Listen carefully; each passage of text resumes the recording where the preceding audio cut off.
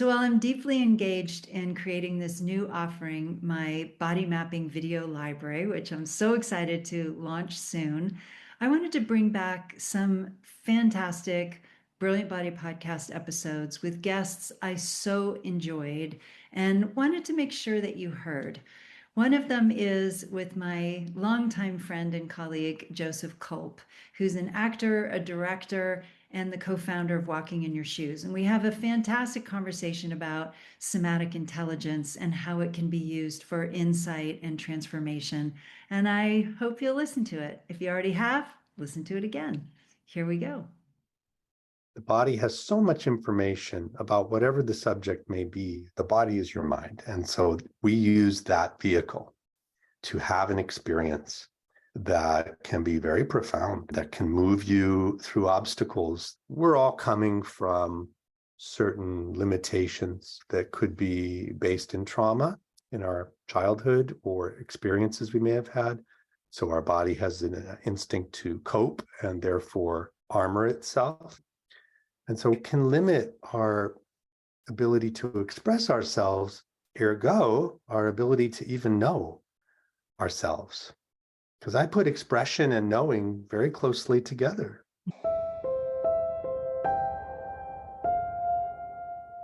Hey folks, welcome to the Brilliant Body Podcast, a forum to learn about and liberate the brilliance of your body and ultimately to expand the meaning and experience of intelligence. Join me, Ali Mazet, and other body masters to explore pioneering and varied perspectives on what it means and feels like to be embodied. So many people feel disconnected from their bodies due to emotional or physical pain or even conditioning and lack of education. Others feel quite at home in their bodies, yet want to learn to have more pleasure, awareness, and access to the body's guidance. This podcast is for everybody. Each one of my trailblazing guests has studied their own bodies and others' bodies for decades and will share their expertise and unique mission, how to thrive as a body. So join us and reclaim your body's brilliance. My guest, Joseph CULP, is an actor, director, and filmmaker working in theater, film, and television for over 40 years. He's known to many audiences for playing Don Draper's father in the hit series Mad Men, and as the first Dr. Doom in Marvel's The Fantastic Four. In addition to producing several independent films, he notably wrote, directed, and co-starred in Welcome to the Men's Group, a comedy drama about a men's support group. In addition to his work as a performing artist, Joseph's been involved for many years in the world of somatic psychology and personal development. Joseph co-founded the Walking in Your Shoes body-mind process with psychologist John F. Cogswell, PhD, during the late 1980s. The method known as walking combines somatic empathy with movement, mindfulness, and the facilitated inquiry processing of the body-mind. Joseph formed the Los Angeles-based walking theater group in 1992 to explore the use of the WIYS method in dramatic arts. He founded the WIYS Institute of America and regularly gives workshops, seminars, and trainings in both the US and Europe. What I love about this work so much is that it reminded me how brilliant our bodies really are. It's not just feeling it as a sensational sensory instrument that may or may not guide us a bit, but it gives full-on images, memories, emotions, spiritual insights in a way that is so body-based that there's no way that it's not the body one way or another. It's releasing these things to us in a way to have cognitive connection that we might not have otherwise. It's inextricably related and expressive of all the material, all our memory, all our lineage, our ancestry, our personal experience, our collective experience. Thus, the name of this podcast, The Brilliant Body, because it is all there if we just access it. And Walking in Your Shoes is one of those beautiful methods that allows us, that teaches us and gives us the method by which we can access fluently all that information. I'm so excited to have Joseph CULP as my guest today. Hello. Hi there. Hello. Nice to see you. Nice to see you too. All righty, let's go for this. So we better explain what this is. What is walking in your shoes? So my best definition often keeps modifying, but basically walking in your shoes is a body-mind process. Some say method, some say technique. I call it process because process orients us to the notion that there is something working or moving within it. And that's a big part of it. So the process of walking in your shoes is a combination of setting an intention through empathy. So we say an empathic intention that puts forward something that you would like to know, or I would say know underlined and in parentheses to experience. Because we say knowing is experiencing. It's not knowing something in the mind mentally. It's knowing through experience, which means the body-mind experience. It means this new verb that everyone likes to use now called to presence something. Presencing was never a verb before, as far as I know, but it is now. And what does that even mean, to presence something? I think it means not just to know or encounter, but to engage on a body-mind level, sensorily, emotionally, possibly energetically, to presence something, to bring it into the now through the body. And so what we do in walking is a combination of intention, empathy, and the big ingredient, movement. Movement is the mainstay of walking in your shoes. It is, in fact, why we even call it walking, because we actually use the very, very simple mode of movement, walking. Walking is the simplest thing you can ever do. It's automatic. You don't have to think about it. And what that does is it puts the body-mind in motion and in movement. We can talk about why movement is important, but it offers many things. The most basic is that it will increase your awareness very quickly, rather than sitting in a chair and knowing something. You will know through movement. The thing about it too is, as you were saying, when you're actually experiencing it in a physical way, whatever you come to know or learn is immediately integrated, which often doesn't happen with cognitive learning. You can forget within seconds for some of us. Once you've experienced it in the body, it becomes a part of you. I love that. And absolutely, I would say this is part of the, not only the benefit, but one of the great guiding motivations of why do a walk about something. It is because you will directly experience something that you can integrate. Whereas I can sit and say, I know I have a oneness with the universe or whatever, but I'll probably forget it pretty quickly. But if I have a consciously felt experience of it, that has a way of lasting or bringing you back much more quickly to that insight. So if you combine intention, empathic intention, and we say empathic intention, okay, what is empathy? We have to go into that a bit. Let's just say to feel with something is the empathic experience. To feel about something might be sympathetic, or there's a certain amount of detachment. But empathy, we like to say, is a gift that belongs to everyone.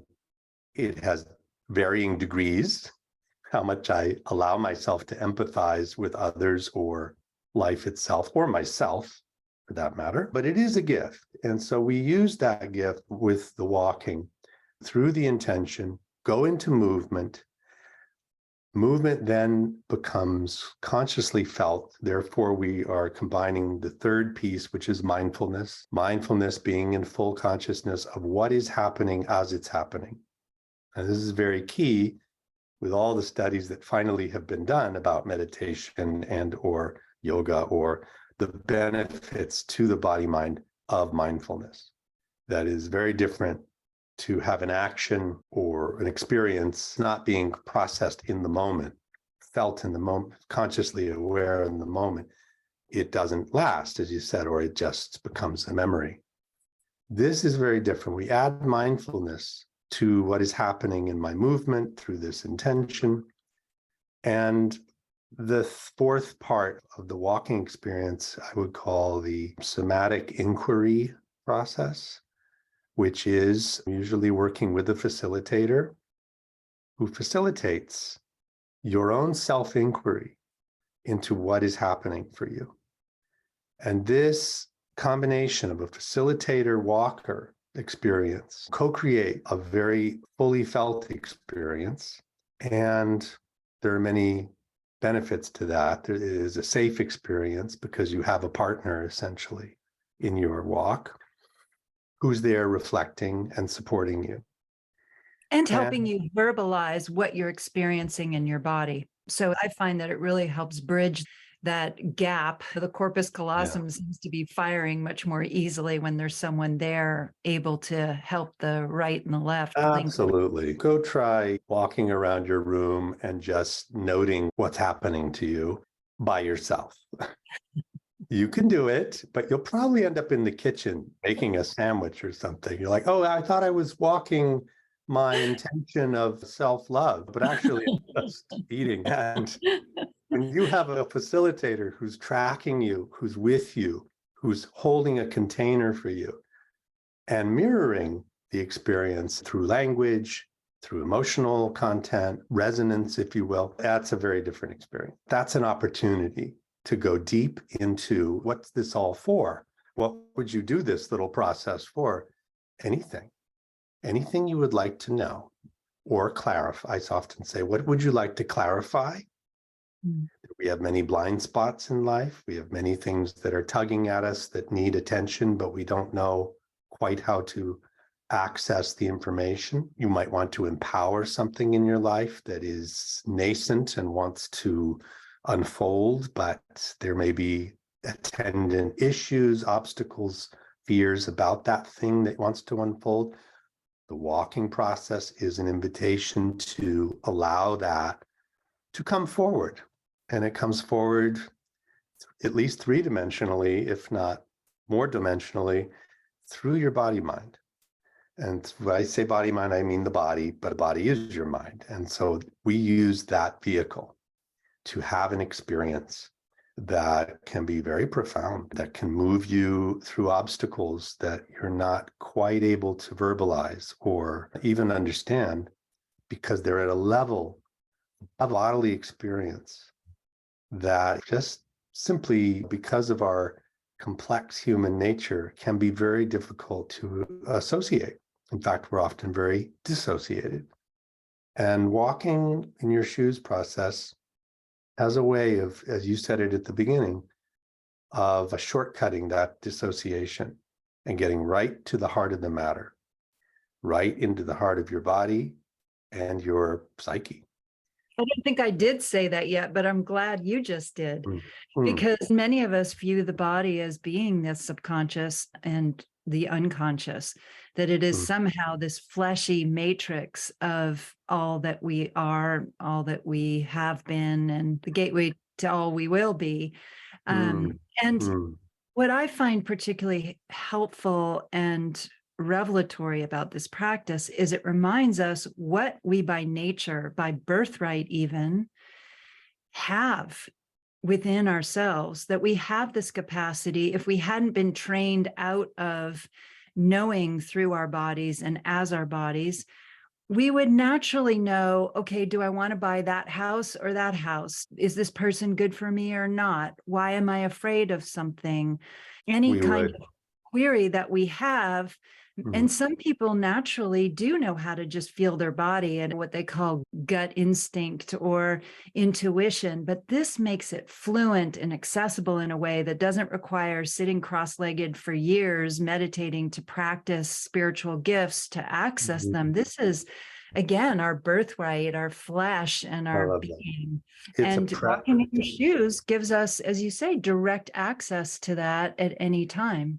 It is an infinitely practical method of knowing at a level that will bring you, I would say, just increased awareness, will not simply be a thought thinking, mentalized process. And when we do that, when we allow this practical gift that we seem to have, people say tuning into the wisdom of the body. We love that phrase. We know it has truth. We know there is wisdom. There's a gut feeling or a feeling in my bones or intuition. Walking for me just gives you that direct access. And I would say it's a heightened experience in that you're working with the facilitator, sometimes a group, also in a group setting, which brings a heightened or profound experience. And that is something somewhat missing from our daily encounter with the world. And so I also want to piggyback on what you're saying, that not only is it something that everyone, and I believe this, has the ability to do to greater or lesser degrees. I do not believe it is a specialized psychic gift.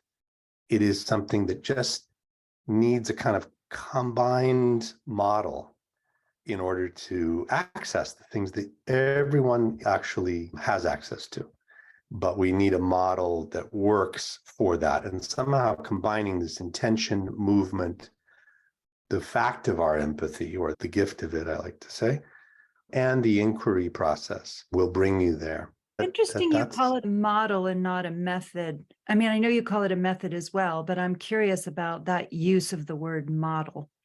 Yeah, when I use that word, I mean the how-to, which is how do you do that? Meditation has a model. Yoga has a structure of a certain kind. And I think that the walking process has one. It's fairly open-ended in a way, but it has features. It has a facilitator spine, if you will, that wants to invite you to look at various parts of the experience. There is a kind of a flow of inquiry. When I was first discovering walk and practicing it with actors and psychologists, over and over, it started to emerge that there was a kind of model, a kind of structure that we could say, that's a walk. That's how we could conceive of it. And I find that important because people can often say, oh, so you just say whatever you want to be and you walk around and that's it. And I was like, well, in a sense, yes. And in a sense, there's a lot more that can be drawn from that experience. And the model of a walk, which again is fluid in many ways, but it can require study. It can require a lot of practice to have faith in it, if you will, or trust it. I mean, faith in the form of trust, not belief. And like everything, it requires practice, but you can do one right now. You can do a walk and you will have an experience. When you said it was the sister of constellation, which is fascinating, that during the early 80s to late 80s, it was being developed at the same time as constellation was being developed and coming forward, which means to me that there was and is a certain movement of consciousness in the world that wants to be expressed in this way. And part of the original fascination and surprise was the phenomenon that, yes, you could walk something for yourself, but more importantly, or at least as important, was I could walk for someone else. Yes. And that lifts it to a whole other level of implication. Connect to anyone or anything just through intention and being connected to our bodies. That's a game-changing paradigm, which, of course, we know there's a huge history of that for as long as humans have been around with shamanistic practice or what have you. But in what I would term a modern, non-religious context, that is now being offered as, oh, yes, you can do that. You can access states of consciousness of other beings, at least through your own experience, through you walking as that thing. That has profound implications. And what we found originally is it had profound benefits. And that was the point. It wasn't that Joseph could just walk his own pain or healing. It was that he could walk Ali's, that he could walk John's, that John could walk Joseph, that John could walk Joseph's mother who was deceased. and things that you have no way of knowing in any direct way, that was possible for the walker as well. And that, whatever that resonance is, this phenomenon holds. John Cogswell, my mentor and co-founder of the technique, was a practicing Buddhist. And he said, well, of course, we can walk as each other because essentially we are each other. He went to that mystic level of saying, if we are one on some level, then of course it's possible. It's a matter of the ego simply loosening up a bit and just going and just reflecting whatever needs to be reflected. And I resonate with that notion quite a bit. But other people talk about a field and that we have access to a field. There's many ways to conceive. But the fact is, it is a phenomenon. In constellation, they're called representatives, that there's a representative perception. And you have a lot to say about that, I'm sure. Walking in your shoes, we just simply say you're a walker and you have an intention to be the other. And let's just unfold that experience here. And we leave it at that. We leave it at that level. I think, though, that it's helpful to bring in terms like mirror neurons. You use the term somatic empathy a lot. I believe this capacity is coming more to the fore in a variety of ways because the body is starting to be reclaimed all across the world in a variety of ways. And it has been for centuries disenfranchised, dissociated from on a global, cultural, multicultural level, so that without the body, we can't connect with ourselves and others in the way that we now know that we can. So I do think just bringing back the body as an integral part, obviously, it's not just an integral part, it's a necessary part of our existence, rather than distance ourselves from it and judge it or mechanize it or consider it to be just this big bad liability that's going to lead us astray and into sin or break down and not behave properly, but that it actually has these capacities that could seem almost magical or mystical when really, I'm going to use the word again, they really are the birthright of what it is to be a body. Many indigenous cultures never lost this capacity, but we industrialized people are claiming it back. And thanks to walking in shoes, you're helping make that a lot easier. So I want to thank you for that, for bringing it to the world, Joseph. It's a great gift. It is such a great pleasure. That is the potential of this, as many methods out there. But the potential of this one, in my view, is we combine so many of the best things we know that finally reclaim a birthright. That is so well said. A essence of being human that is yours. I love what you say. It's like a reclaiming and a deep reconsideration of the body. Yeah, we've got centuries of religious misunderstanding, I think, and control issues and all of the cultural things. We know that the body was actually outlawed on some level and therefore dissociated, certainly in how industrialization took over.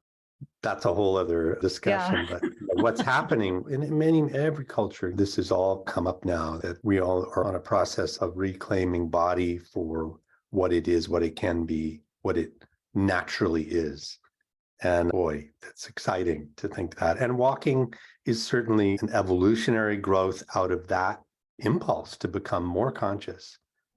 Hello, brilliant bodies. Just a short interruption to share some exciting news from our first guest, integral anatomist Gil Headley, featured in the episode, The Body is a Gift, a reverential journey into the human body. Gil has now embarked on a one-of-a-kind tour of the U.S. and beyond to share his gobsmacking presentation, The Nerve Project, Exploring the Nerve Tree in Relationship. Having personally attended, I gotta tell you, this experience will rock your world and expand your appreciation of how brilliantly designed our bodies, specifically our nerve tree, really is. Simply put, nothing has been done quite like this before, and Gil is very excited to share this groundbreaking work with you. To find more information and tickets, go to his website at www.gilhedley.com/the nerve tour. All information is on the show notes below. So don't miss out. Reserve your tickets now. Your body being will thank you for it.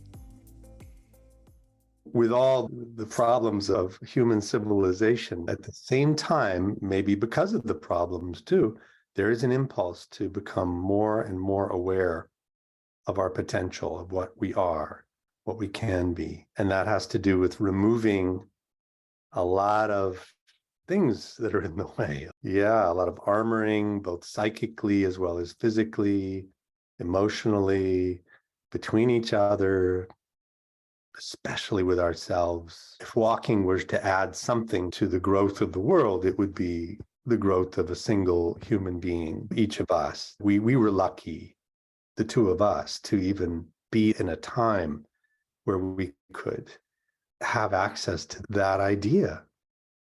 I could walk, I could have an intention, I can be in empathy with it, I can notice how my body gives me information. That information, I'm walking for someone else, has a benefit. It helps them see something or grow in some way.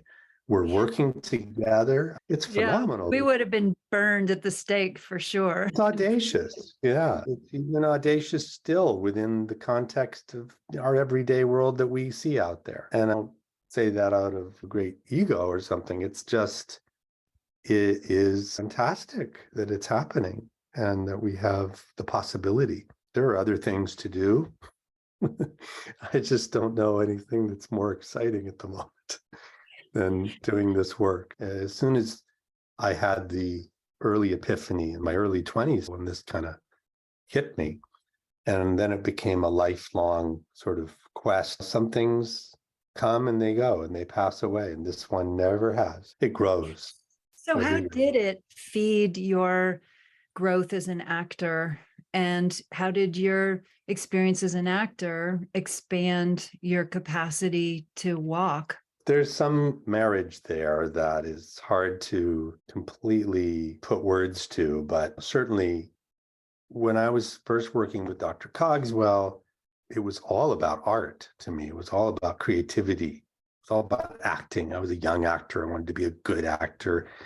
I was interested in what my capability could be. And he was mentoring me in a certain way, though he was no acting teacher. He was a transpersonal psychologist, essentially. And the experiments we started playing in this way, it was perfect for me. Because as an actor, as a creative, it was about use your body, use your emotions, use your awareness of perspective or where you're coming from. And to step into the shoes of another, which is how we got the phrase walking in your shoes, was natural. That was the whole point of being an actor. I'm a privileged white kid from Southern California, essentially, but I want to walk in the shoes of a hardened criminal or whatever. And how is that even possible? And John was saying, maybe it's possible just by allowing yourself to access that level of experience as a human, that it's there, that you could do that. And I was like, you have to think about it and read and study and observe people. Isn't it in acting, not just in acting, but in many art forms, this notion that we have all of us within us, and acting is all about accessing that particular part of the dial. But John, and what you developed came along and were like, yeah, but this is an actual, as you say, model to access that particular spot on the dial of human experience. Yeah, exactly. And what's a way to do that isn't just thinking about it or talking about it? It's a way to actually do it. And he immediately saw the implications for just human awareness, what it could do on a psychological, even spiritual level, because of the fact of our being had this possibility. And so he was very interested in it purely for those reasons. But I was the actor. I was this young guy who jump in. I jump into the process. I'm trained to do that on a certain level. It's like an improvisation, but this was not an improvisation. This was an experiencing It's quite different. Very That's where different. I think you add the level of mindfulness, you add the level of inquiry. As an actor, the gift of improvisation is to tap into your creative instincts, but to create something usually for the benefit of performance or the benefit of an audience or the benefit of comedy, even. Most people think of improvisation as comedy. This was quite different. This was the experience for the experience sake, but also for your consciousness sake, if you will, and Yeah. how it might inform you. I still saw that as absolutely creative and wonderful, that there was this transformational possibility. Within minutes, I felt I was in the body of the character or the role. I was having impulses. I was seeing things differently. And it was tangible to me. It wasn't just pretending. So that really turned me on. And it very quickly got me saying, my actor friends, hey, we have to do this. We have to try this. You got to try this. And then slowly that evolved into a theater company, which lasted basically for 25 years. And that's how I really studied it. Yeah. Just wanted to add that also a lot of emphasis on acting from my years, long time ago, was that the focus was on listening to your partner, listening to your co-actors. And this is all about listening to your own flesh, to your own sensations, your own inner details, which is also very different, don't you think? It's very different than any traditional approach to acting that I know. In fact, it coexists or is an enhancement to the acting training that one could do. The listening, focus on your partner, all of the typical things that we do to affect good acting. This is something else. It exists at a level of depth work, if you will. So I would recommend to actors, let's walk the aspect of this character that is his fear. Let's walk the access to the part of this character that is his persona, how he presents to the world. And it's still calling upon deep creative intuition in the actor or the walker. And this happens in every walk, by the way, whether you're an actor or a person in the world. And so it all became cross-pollinated.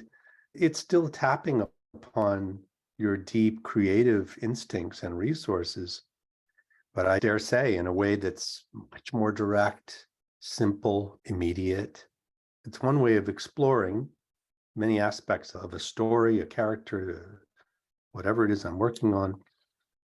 But it increased my awareness of my body mind, of my sensory apparatus, of my possibilities. And I could do things as an actor, especially now, that I would have never permitted myself to do before getting deeper into walking. I wish I could articulate it. I think it's an experience of yourself that is beyond the experience of yourself that you normally might have.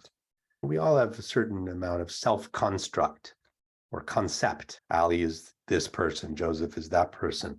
But I did things in walks that I felt like I had never done in my body. Call that jumping around like an idiot even, or thinking I could fly around the room, or becoming completely withdrawn into myself as if I was an embryo. It's really offering you a range of experiences that can only serve you as an actor. And ultimately, that became my lead as a human. If you could use this method to actualize all of your dimensionality, your parts of self, I mean, it's such a joy to watch someone do a walk and maybe they end up rolling around on the floor and kicking their legs at the sky and they jump up and say, I've never done that before. I have never done that before. And how do you feel? I feel like I just did something that is incredible. And that's very exciting. Yeah. Is it permission to go further into who you are? Maybe. I wanted to come back around to, you're talking about the variation in people's capacity to express themselves physically and to unfold a walk, and to start with the clarification that walking isn't just walking, as you just gave examples. A walk may begin in the propulsion of putting one foot in front of the other. But as you follow your body and its impulses, you can start to express yourself physically in any and all ways. The walking is just a way to begin. So I really wanted to clarify that if people are thinking, wait a minute, are you just walking around the room and all of a sudden you get all this bodily information?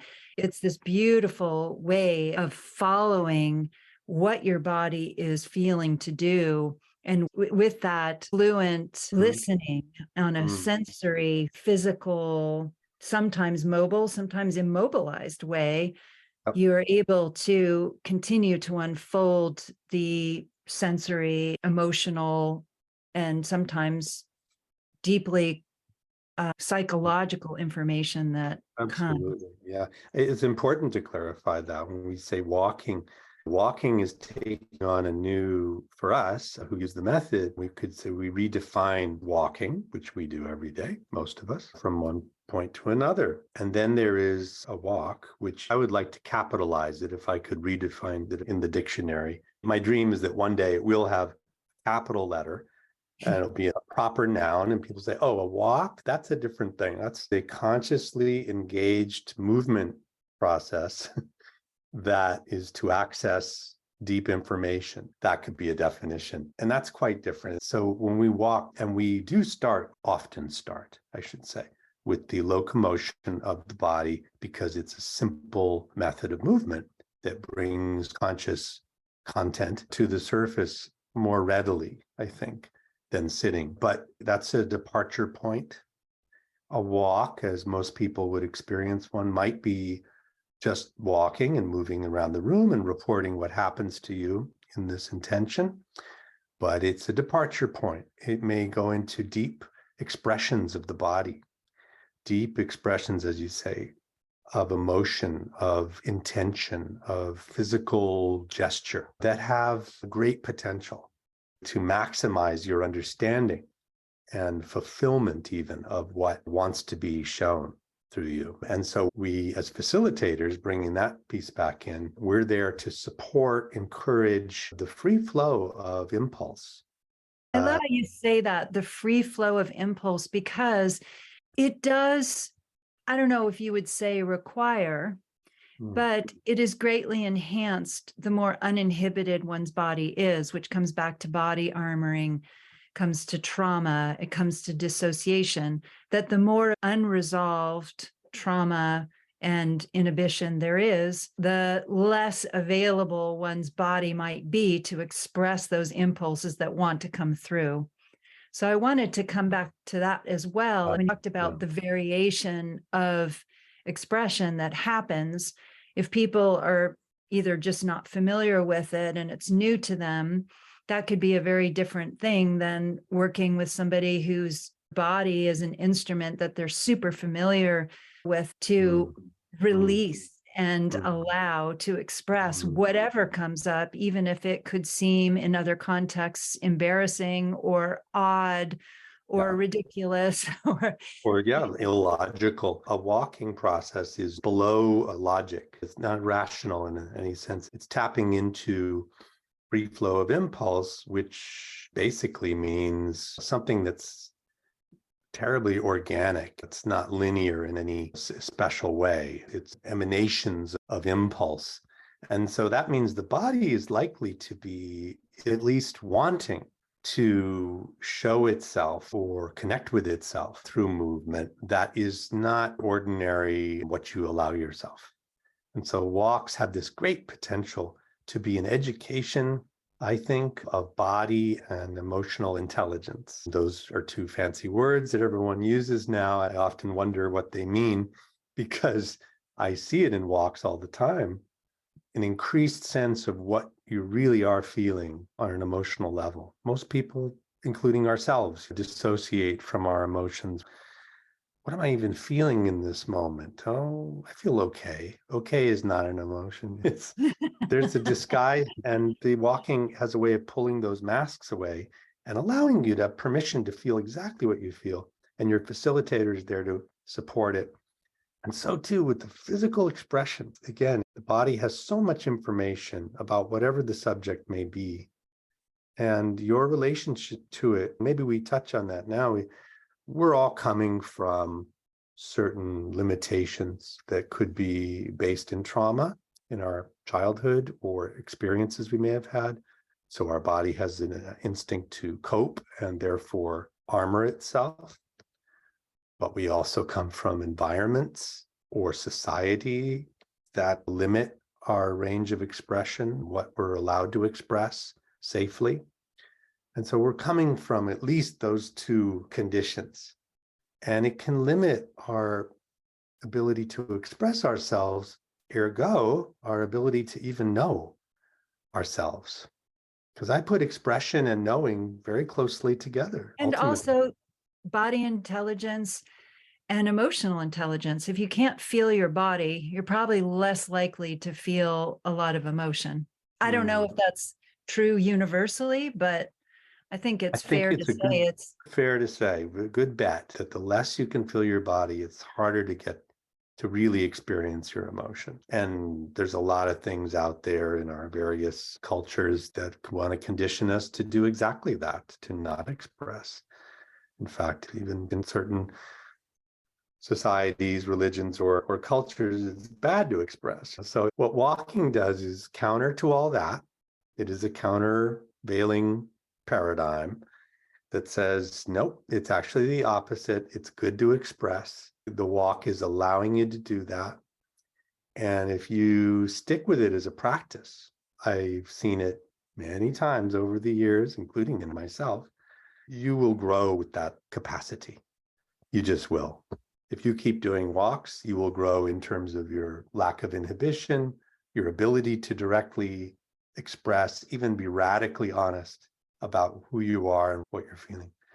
and your sense of connectedness to others in the world. Yeah, it's not just about walking and jumping around and shouting. Ultimately, there's a whole other dimension, which in the walk, your facilitator will often say, how are you meeting the world at this moment? How are you connecting with others or not?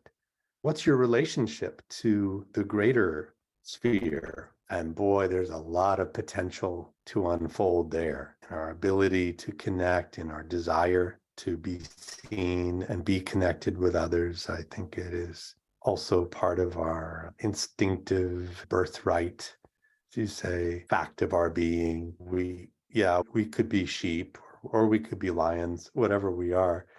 We're in this group. No matter what you do, you're in relationship to the group, whether you isolate, whether you go to it, whether you're in the middle. We're in a group. And there's great possibilities with that group. So walking has always made that a part of its appeal. We often work in groups. The power of a group holding process is profound. Each person is part of that unfolding in some way. So yeah, walking in your shoes is a gateway for great connection.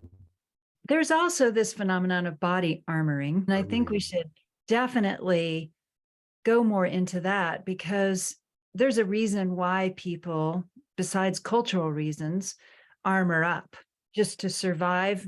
Oftentimes, or probably in most human cases, we need to armor up in order to deal with the group, whether family, school, at work. So I think it's very important to also talk about armoring, the importance of armoring, and the hope of de-armoring in part through the walking in your shoes process. Certainly, the fact of our armoring, our way of protecting oneself, grows out of various experiences that, if they're not purely cultural, they are about the nervous system being overwhelmed. And we know this from all the wonderful new thinking about trauma, and that armoring or coping is a strategy towards survival and can serve us very well, and at the same time not serve us so well,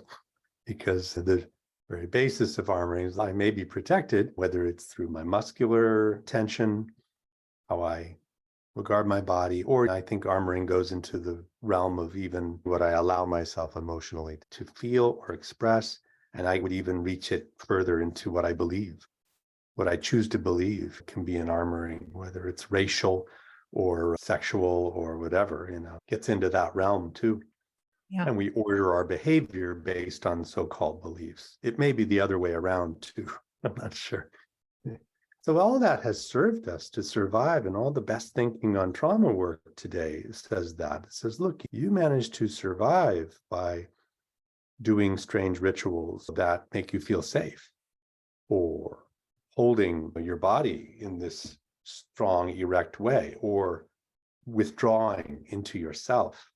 And one could say that's all forms of armor or protection. What we've found, and I started looking at it, I don't know if it was right at the beginning, but early on in the walking method, was noticing how resistance shows up in a walk.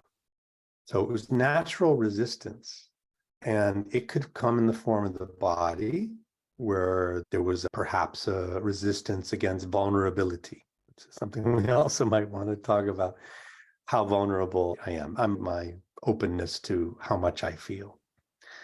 Vulnerability certainly has to do with our openness to feeling and perhaps being touched at a deep level, and therefore my fear, which is the fear of being hurt, overwhelmed, destroyed, even dying. We get to those levels. There is a natural resistance to that much vulnerability. And yet, what the trauma therapists who've studied a long time on it, certainly all the walks that I experienced, showed that there was also the possibility of resilience, that through exposure and willingness to expose oneself to those areas of vulnerability created great acceptance of self, and therefore resilience too. And resilience is the only way through. There is no way around most of life. There is only through, and to go through the incredible pains of living or experience, resilience will be needed, just the way animals have much more direct access to their resilience. They can shake it off much more quickly. So in the walks, I just started to see that, and I thought, oh, here's an opportunity to work with resistance or armoring purely as information and as a potential for knowing much more about either the character, the person I'm walking, the theme, whatever it is I'm walking. I can know much more.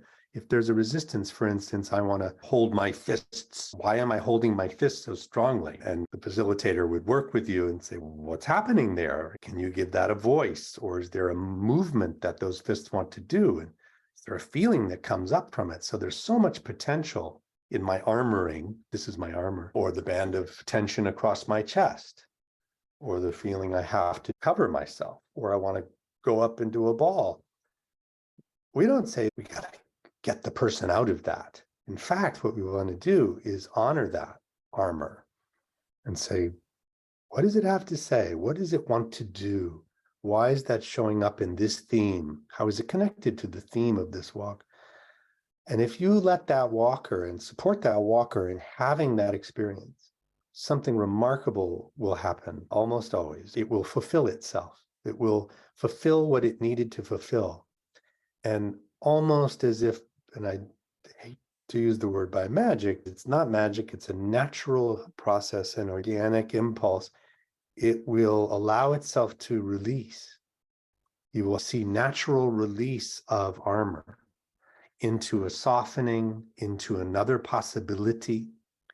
But it comes through the agency of that walker and through their deep listening, as you said, to what is okay for them.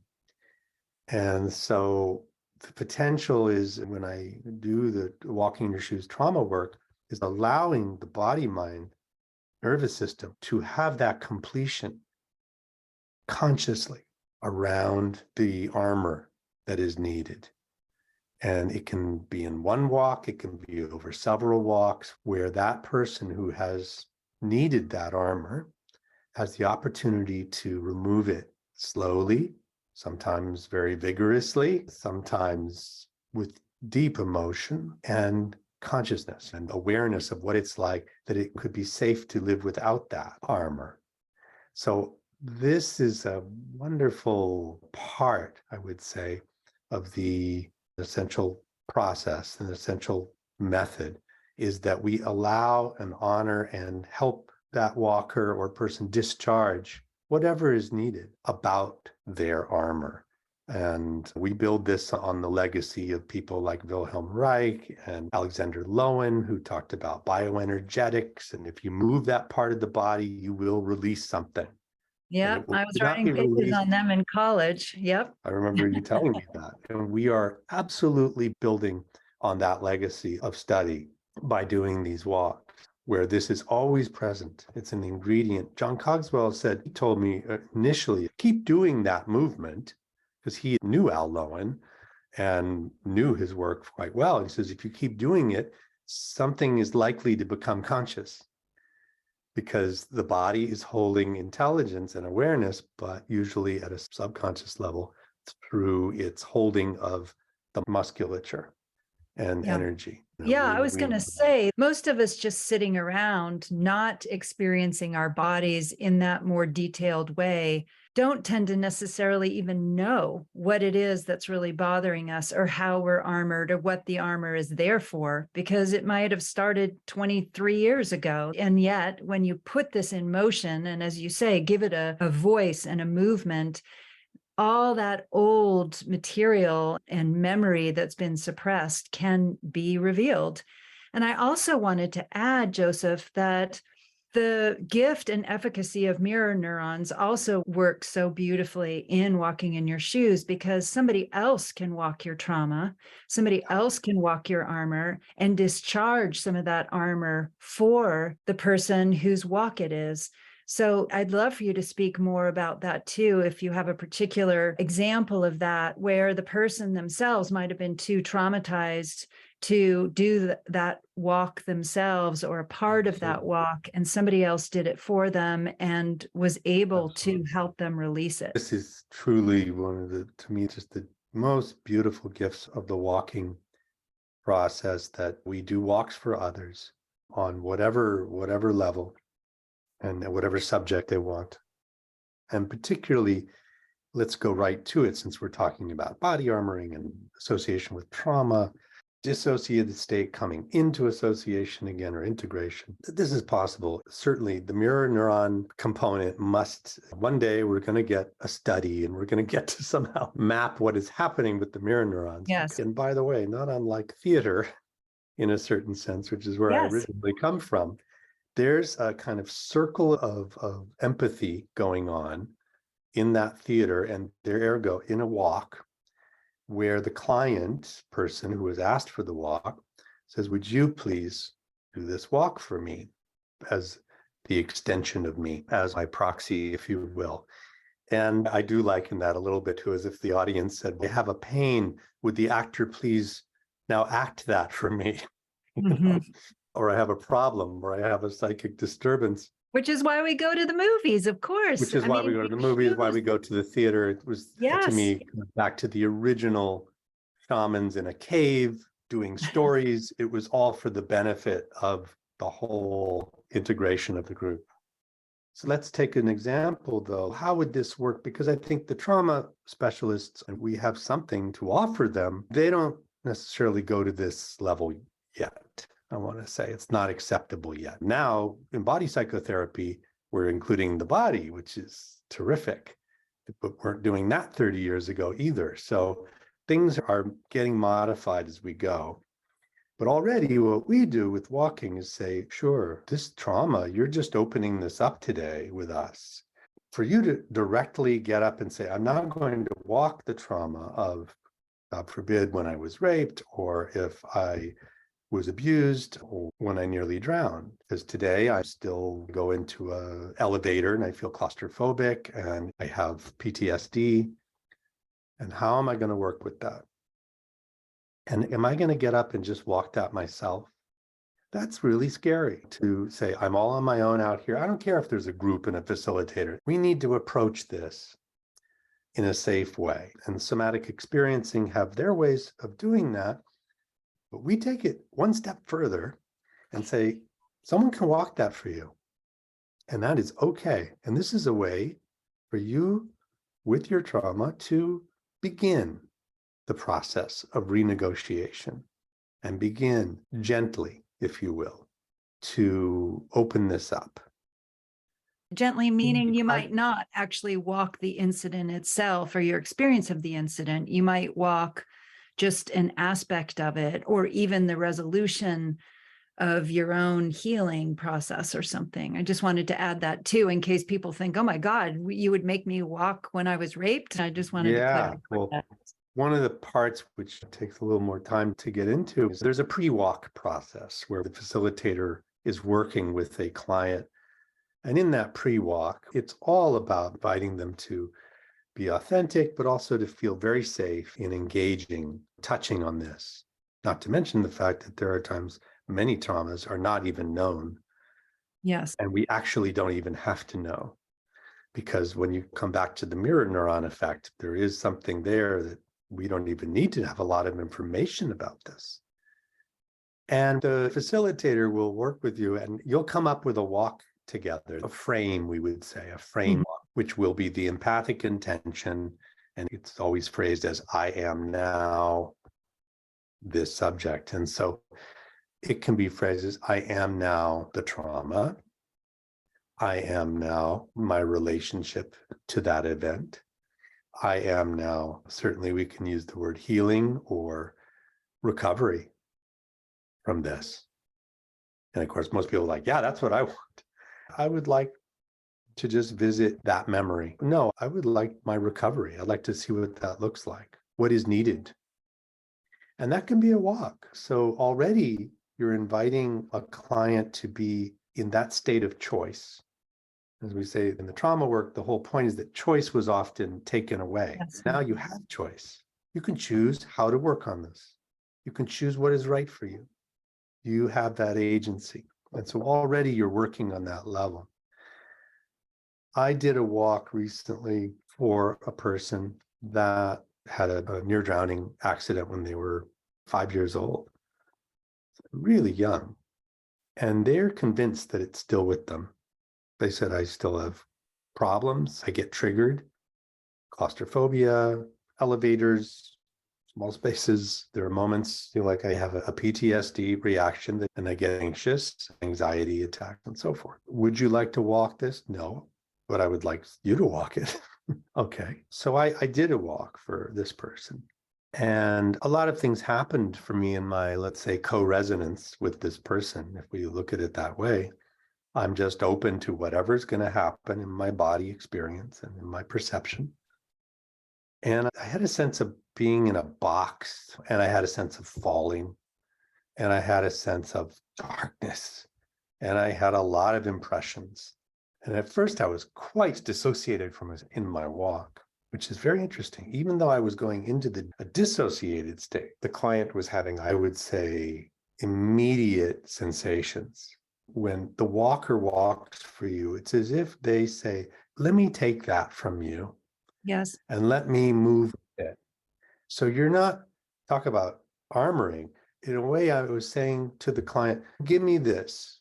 You don't have to armor that for the next 10 minutes. You don't have to armor anything. And I'm moving around.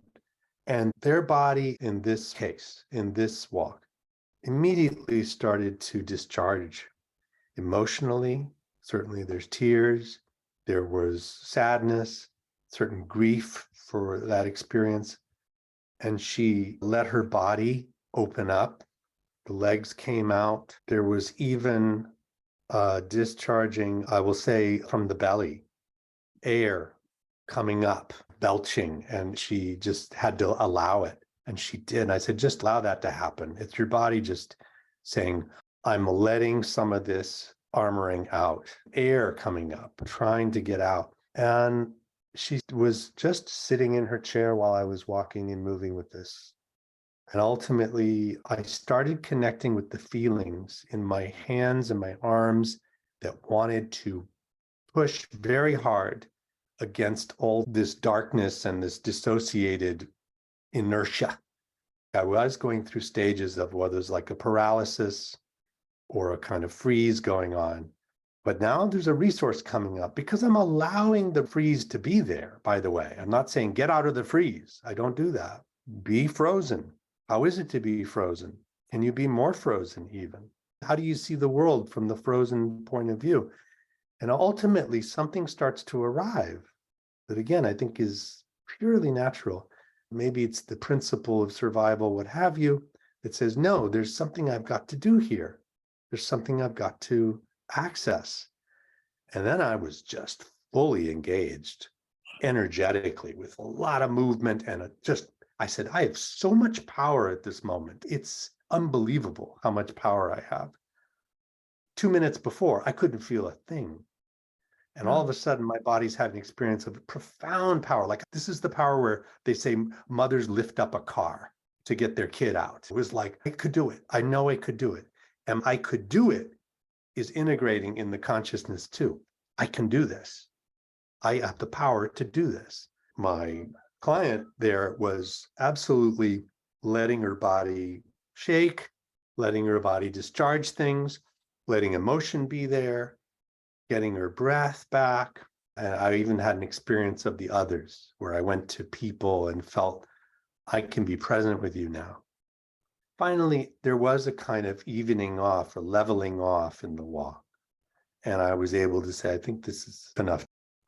Ultimately, trauma is all about coming back into your present state. That's the work that all trauma therapists want to do is, can you stay here in the body with us, with me in this moment? And all I can say is that then the post-walk process with the client, she said, I feel profoundly relaxed in a way that I haven't felt in a long time. I relate to not only what you were going through, and again, she didn't describe the event to me either, but I just feel this connection with people in the room in the moment.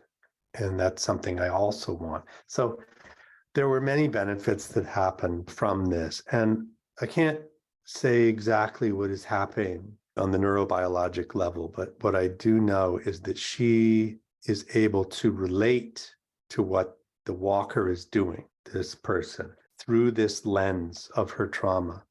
And she's even allowing herself and the body mind to recognize and feel safe enough to discharge things. And ultimately, healing trauma is about completions and discharging of locked up energy in a conscious way. And the walk certainly allowed her to go there in a very short space of time. I want to add, this doesn't take 3 hours to do.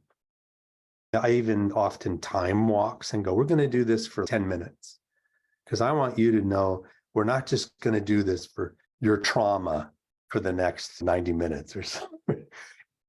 It makes it safe. Safety is so important.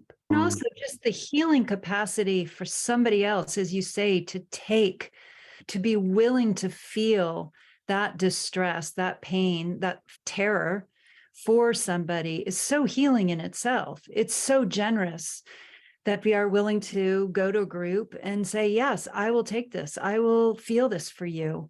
And I will move it through in a way that you haven't yet been able to. I just love that about walking in your shoes and about family constellation work. It's the main reason I fell in love with both is how we can do this for each other, be present for each other. There's all kinds of beautiful ways that people show up for each other, but I particularly love it. But I love it for those reasons too. It is active, it is participatory, it is communal at times. And there is something happening there that really feels right about our human potential to heal, to be there for each other, to be a resource for the whole. And I wanted to add one thing for the walking. I always say, look at the double benefit. It's not only that you're there as a noble walker walking this thing, you're having an experience of self that frankly is connecting you to deep parts of you and parts that are beyond what you even think you're capable of. If I walk the loving relationship of this couple and I get to experience that in some way, how does that not benefit me in my capacity I'm feeling those things. I'm allowing my body mind to go there. So there's this marvelous thing of I am walking in service and I'm walking in an expansion of myself that ultimately brings me great benefit too. I love that. Then you can get into the collective unconsciousness. Some people say the field is that, and that we're tapping into what is always there. I want to say too, because you gave a really positive example of, wow, that's what it would feel like to be happy in a marriage. But there's also that trauma work, walking this drowning experience, even though you personally may not have ever almost drowned, most likely it's analogous to some kind of trauma or constraint or terror that you probably have experienced at some point in your life. And that will help work it through for you by walking her experience. For sure. Whatever is analogous there, my body mind is certainly resourcing and accessing that and working with that. So surely I am expanding my capacity for resilience to its many possibilities. And I don't know too many other ways to do it. But walking seems to put together all these potentialities. And I'm just happy to do it and offer it and train others to do it. And hopefully they will train others too. And maybe through ourselves, there is some shift going on that will benefit everyone else. Indeed. And before we let people know how to find you, I just have two more questions for you. So how do you define embodiment? I don't know. Too much has been said. You've been defining it for the last hour and a half. So if I haven't defined it for the last hour and a half, it hasn't been defined. It may be undefinable. It is the full engagement of the body, mind, in the felt sense, through movement, through recognition of that which you know, wish to know, through the expression of your body. Beautiful. And lastly, what do you like best about being your body, being a body and your body? What do I like best about it? My capacity for pleasure, intense pleasure. And I would say the resource that it has this capacity to know things through all of what was said. I can know through my body. The thing I'm really into right now, which I do not only in walks, but in my yoga practice, is simply saying, and this I accept. So I accept my trembling, my quaking mess of a body. I accept my pleasure in this moment. I accept that pain I'm feeling in my hip. I accept all of it. And it's a great game of acceptance and freedom in a way. I accept my resistance. I accept my letting go. So that's my favorite thing I'm doing now. I love that. Yeah. So if people want to experience a walk, experience Joseph CULP as a facilitator or the other beautiful creative things he's doing, or actually even become a facilitator of walking in your shoes, you can find all that information and so much more at www.josephculp, that's CULP.com. And I just want to thank you again, Joseph, for being with me on this journey of embodiment and living to tell the tale. It is such a great pleasure to know you, to be with you on this journey, and I'm happy to be here with you and discussing this, and that we share this passion for this method. And all of what you said, we will not come to our healing or integration or our enlightenment except through the body. We will only come to it that way. Yeah. Couldn't agree with you more. It's a great gift. Thanks so much for sticking around till the end. If you enjoyed this episode, please give that like button a little click. And if you haven't already, make sure to subscribe and hit that notification bell. I've got a bunch of fascinating guests lined up with trailblazing experts in the field that I'm really excited to share with you. I'm eager to hear from you too, so don't be shy. Drop a comment below. Share your thoughts, suggestions, or just say hi. Your insights on this episode mean the world to me. So go ahead, spread some love. Like, subscribe, and share your thoughts below. Your support keeps this channel going strong, and I'm genuinely grateful for each and every one of you. Till next time, stay brilliant. I hope you found this episode inspiring. If you'd like to learn more about the many ways I'm encouraging and guiding the wider world to reclaim the brilliance of the body, please visit my website at www.alimezey.com. Thanks so much for listening. Until the next episode and beyond, reclaim your brilliant body. The Brilliant Body podcast was created by Ali Mezey. This episode was co-produced and edited by Ali Mezey and Florence Popoff. Thanks to Rachel Fell and Nina Demore for additional editing, to Florence Popoff also for my social media management, and to composer Blair, Mr. One Man Band Wilson for my theme music.